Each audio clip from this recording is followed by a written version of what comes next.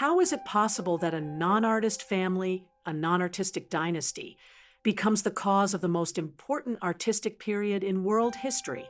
As an introduction, let's first briefly see what the Renaissance even is, a short explanation so that if we're not familiar with it, we can understand. And if we are familiar, it won't take up too much of our time. The Renaissance was a 300-year transformation that changed human life and laid the foundations of what we today call modern life. We know that after the rise of Christianity, starting around 400 AD, Europe was plunged into darkness and oppression. That's why they, or many of them, call that period the Dark Ages. Middle also refers to the Middle Ages, about a 1,000-year period that comes between ancient history, the glory days of ancient Rome and Greece, and the Renaissance, the rebirth.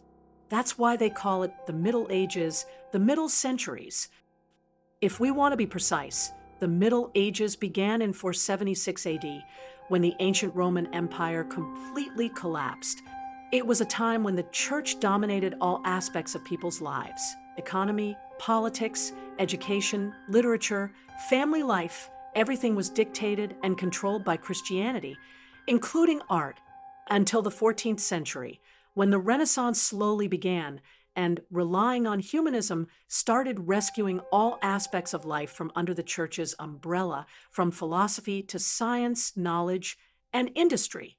That's why it's called the Renaissance. It's as if humanity is being born again. It's a period of rebirth. This is when human beings themselves become the foundation, the standard, and the measure of truth. Humanity itself, not Jesus Christ, not the church, and not the gods. Why is it called a rebirth? Because they themselves believed that they had been reborn from the heart of the Middle Ages. The thinkers of the Renaissance, when they talked about their own time, said, "This is the beginning of the modern era." They wanted to draw a clear line between themselves and the Middle Ages and ancient times. They saw a gap between themselves and ancient Western civilization. That gap is what they called the Middle Ages. Why was ancient Western civilization important to them? Because during the Renaissance, by rediscovering the surviving works of the ancient Western world, they created this rebirth. Essentially, a movement emerged in the late 13th and early 14th centuries in the cities of Italy, known as the literary and cultural movement of humanism. And that's actually where the word humanism comes from. In their works, these thinkers wanted to define human beings in a non-church-centered narrative. Boccaccio and Francesco Petrarch are considered the first Renaissance men. According to Durant, Petrarch was a poet who spoke of earthly love, meaning, for the first time after the Middle Ages, humanity appeared in a way that openly addressed earthly, material, and human needs and desires. The focus was now on humans themselves, no longer centered on God. The results were the scientific revolution, the Reformation, and the explosive growth of culture and the arts. Art, which had its rebirth starting in Florence around the second half of the 14th century. We say around because first, historical accounts about exactly when the Renaissance began differ, and second, because massive historical transformations are like waves overlapping each other. You can't really pinpoint an exact moment when change started. But if we take Durant's account as a reference, we say the Renaissance began around the second half of the 14th century. And during this very period, suddenly we are faced with an army of genius artists: Michelangelo, Leonardo da Vinci, Giotto, Piero della Francesca, Raphael, Donatello, and a tall friend, meaning another great figure. These artists emerged during the Renaissance and, inspired by ancient art, gradually created astonishing masterpieces. I think that's enough about the Renaissance for now, because that's not the main focus of this video. This video wants to explain the role of a single family in the birth of the Renaissance. Of course, we know that for a society-wide transformation at that scale, many factors come into play, and the Renaissance is no exception. But we want to talk about one of the most amazing and perhaps the greatest driving forces behind the Renaissance: the Medici family. The Medicis were a poor family who through economic brilliance, popularity, and generosity, rose to the highest levels of wealth and fame. Starting exactly from the late 14th century, the story becomes familiar. But what truly made the Medici family legendary in history was their financial and moral support of the artists of that era, the result of which was that Florence became the center of art, culture, and progress in the world at that time. The first important Medici was Giovanni di Bicci de' Medici. As a teenager, Giovanni made his way from his village to Florence. He worked day and night. The combination of hard work and, of course, his intelligence led him to open a shop and become a wool merchant. Behind his shop, he set up a small space where he would lend money to people, essentially creating a small, unofficial private bank.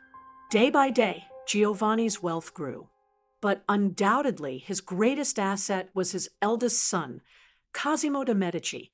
You'll hear this name a lot going forward. Cosimo grew up in a wealthy household and didn't need to work. But because he was brilliant, talented, and curious, his idea of fun was to go treasure hunting with his friends, but not hunting for gold or jewels. They explored the dark basements of synagogues and old buildings, searching for ancient books, manuscripts from ancient Rome and Greece. During the entire Middle Ages, the works of Roman and Greek thinkers were mostly lost or forbidden. During Cosimo's time, the rediscovery of these works had just begun. There was even a trend among scholars to translate ancient Greek and Roman texts, and those very translations would end up changing the world. Anyway, the hobby of young Cosimo, the son of the merchant and banker Giovanni Medici, was exploring these ancient works. It was probably during these adventures that he fell deeply in love with culture and art. Cosimo and his friends became so absorbed and advanced in this pursuit that not only could they no longer tolerate the medieval lifestyle, but they also began gathering valuable books from all across Europe to bring them to Florence. This was a major and influential act for Florence itself, laying the pillars of one of the greatest cities of Europe at the time. Let's pause the story of Cosimo and his curiosity for a moment and talk about the atmosphere in Florence and the papacy. At that time, the Pope was still the most powerful person in the world. Society was still deeply religious. The Church and the Pope were immensely wealthy and powerful. And importantly, to become Pope, you didn't necessarily have to be a nobleman or have a noble background. There was a man named Baldassare Casa, who had once been a pirate, but now dreamed of becoming the Pope, the most powerful figure on earth. And he actually succeeded. How? Through the support and money of the Medici family. While nobody else would dare support a former pirate, Giovanni di Bicci de' Medici sensed that the papal seat was about to become vacant. He bet on Casa, and he was right. The Pope died, and in 1410, Casa became the new Pope, Pope John XXII. Casa, now Pope John XXII, did not forget those who helped him rise to the papacy. As a reward, and because he needed trustworthy people around him, he handed over the management of the Vatican treasury and banking to Giovanni and Cosimo de' Medici. The Medicis seized this opportunity to build enormous credibility, wealth, prestige, and popularity for themselves. One of their first major projects was related to the dome of the Florence Cathedral. Nearly 100 years earlier, plans had been drawn to build a massive cathedral in Florence, the Florence Cathedral Santa Maria del Fiore, which was supposed to have the largest dome in the world. But no architect had been able to figure out how to build it. It had become a kind of stain of shame on the forehead of Florence's people. The Medicis once again bet their resources and went to an irritable, unemployed, but brilliant architect named Filippo Brunelleschi. Why him? Because Brunelleschi had conducted extensive research on ancient Roman architecture. At first, the Medicis assigned him a smaller project, building an orphanage designed in the style of Roman architecture, to test his capabilities. Brunelleschi constructed the orphanage in the same way as the building's load on the columns, naturally with the money, investment, and support of the Medici family. Then they moved on to the main project, which was the primary architectural concern of the people of Florence, the dome of the Florence Cathedral. For this, Medici and Brunelleschi visited the ruins of ancient Rome to draw inspiration, especially from the Pantheon. Brunelleschi stayed there for some time, studying the Pantheon carefully. While the dome was being built, let's shift to Cosimo's life. In 1429, the great Giovanni de' Medici passed away. He was buried in the San Lorenzo Church, which had been beautifully and magnificently renovated by Brunelleschi and had now become the Medici family temple. Now Cosimo was left as the head of the Medici family, the owner of the banks. They had a rival family, the Albizzi, who were also extremely wealthy. The Albizzi family had controlled Florence for a long time. For several years, the Medici family had become a thorn in their side. After a series of events, which are a long story not necessary to delve into here, Cosimo was accused of betraying Florence, imprisoned, and exiled with his family. However, it didn't take long for the Medici banks to be shut down, and people couldn't borrow money anymore, leading the city into poverty. The people protested, demanding that Cosimo return. So, Cosimo returned to Florence to a grand welcome from the people. But the significant thing about this event was that the people suggested that the control and leadership of Florence should be handed to Cosimo de' Medici, and he accepted the role. Now, Cosimo was also the lawmaker of Florence. When he returned, the Medici banks were reopened. Wealth and money flowed into Florence again. They quickly established new branches of the bank throughout Europe and the world, in Paris, Barcelona, Cairo, and in fact, all the taxes from Christian lands that were to be paid to the Pope were deposited in the Medici banks. Cosimo de' Medici didn't just have the title of a king, but money alone wasn't enough for him. He had bigger dreams. That's why he started financially supporting the greatest and most prominent artists of his time. Let's take a moment to examine the income structure of artists during that period. Back then, there was no concept of exhibitions, galleries, or markets where artists could create their works and people would buy them. Everything was based on commissions. You would order from an artist who, being poor, would require an advance to begin their work or creation. But what did Cosimo do? They say he spent 600,000 florins in 1 year to support artists. This was a huge sum, especially considering that the total income of Florence at the time was only 100,000 florins. Imagine the magnitude of the support Cosimo gave to the arts and the transformations it could bring to the city's cultural and artistic landscape. Other wealthy families in the city also joined in to keep up with this trend, finding and supporting artists. This competition itself helped further stimulate the art market. This boom in the art market in Florence was unparalleled in history. On the other hand, the artists themselves were eager to work with Cosimo because he truly loved and respected them, something they hadn't experienced before. Artists found a place in Cosimo's court, where intellectuals, philosophers, and artists would discuss matters that were otherwise considered taboo in other places. These nights in the Medici Palace were nights of secular freedom, where ideas that had previously been suppressed or unwelcomed could finally emerge. One of these people was Donatello, whom you might know. He was famous for his bad temper and was not well liked by others. However, Cosimo de' Medici respected him greatly, even commissioning him to create a bronze statue of David, which at the time was a significant act of defiance. The statue's fully naked depiction of David was a bold move, especially in an era when the church had so much control over people's lives. We've discussed the significance of nudity in art and sculptures in a previous episode. Now, we can better understand how this statue was a major act of defiance against the church. Meanwhile, Brunelleschi had also completed the construction of the dome. Cosimo personally invited the Pope to visit the church. Brunelleschi undertook an incredible and monumental task with 37,000 tons of material and more than 4 million bricks. Now, under the shadow of the greatest architectural achievement in the West, the Medici family name was immortalized. Cosimo organized a grand celebration and invited artists, clergymen, intellectuals, and merchants from all over the world to witness the unprecedented glory of Florence.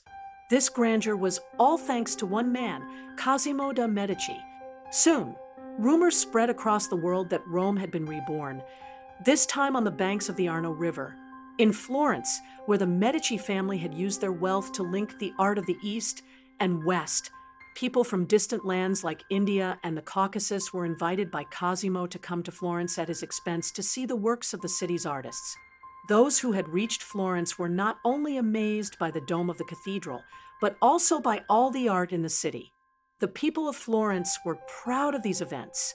They felt a sense of honor. They loved Cosimo as if he were a father. When Cosimo de' Medici passed away in 1464, the people of Florence gave him the title of Father of the City. After Cosimo's death, the Medici family went through a period of uncertainty. Like all powerful families, especially in those times, they had enemies, and rival families often planned coups, sometimes even attempting to take the lives of Medici family members, though they were unsuccessful until that time.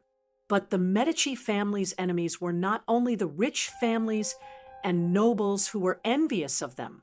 A number of people were unhappy with the revolution that was taking place or had already occurred. Many traditional religious people opposed the growth and attention to art and science at such a large scale. All of these factors led the Medici family to think about strengthening their position. This led to the rise of Lorenzo de' Medici, Cosimo's grandson, who married Clarice Orsini, a young, beautiful aristocrat and the niece of a cardinal. This marriage provided the Medici family with more military power, class, and prestige. After the death of his father, Lorenzo, who had recently entered the story, became the new godfather of Florence and the most important and powerful citizen of the city, in effect, the King of Florence. Thus began another glorious era. One of the most remarkable things that Lorenzo did was open the doors of the Medici Palace to the common people. This had a huge impact on the people and their perception of art. Beyond expanding his network of friends, Lorenzo made it possible for ordinary people to come and view the works of great artists. It is important to note that at that time, museums did not exist. The concept of museums and the viewing of art as we know it today only became widespread around 1750, some 200 years after the period we're discussing.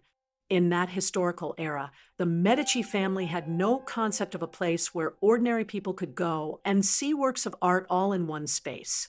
Though the Medici Palace was not a museum, it provided a museum-like experience for the people. They would go and stand in awe before the artworks, seeing themselves humbled by the artist's work. Interestingly, in many artistic depictions where religious and biblical figures were still being painted, members of the Medici family were often included alongside these historical religious figures, thus immortalizing themselves in these artworks. At the Medici Palace, people gathered, and everyone wanted to be a friend of the charming, well-dressed, and charismatic Lorenzo. The palace was a place where secular freedom was allowed, and people could discuss things that they couldn't speak about outside due to the fear of the church. The entire city of Florence considered its cultural identity indebted to Lorenzo and the Medici family. The workshops for artists had never been in such a good state in history, in a time when art had previously held no place or status among the people.